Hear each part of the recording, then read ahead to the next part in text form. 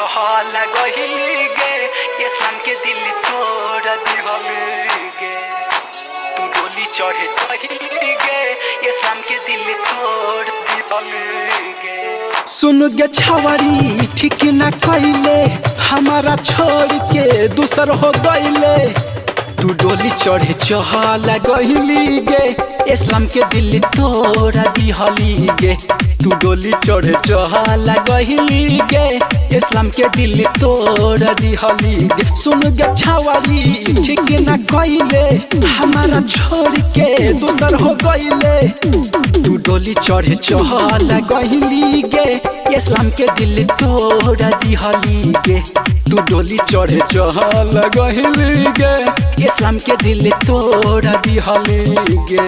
Music by DJ विकास विद्या।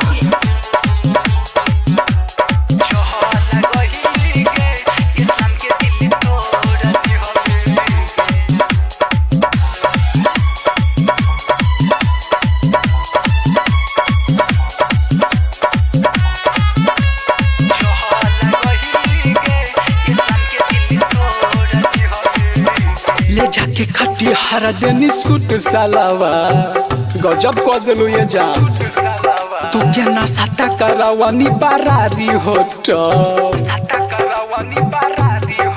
तब छोड़ दी हाले तू हमारा के सब धन लुटावा तारे दोसरा पे।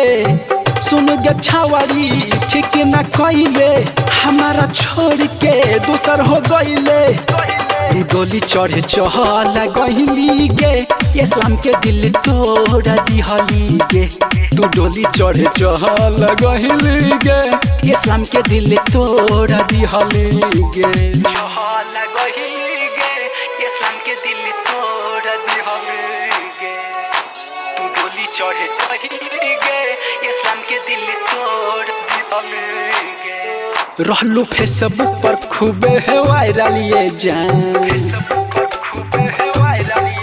तब यादत न सुधरल तोहर ये जान कौन कमीना के बात पया गईले एक क्षण में हमके भूला गईले।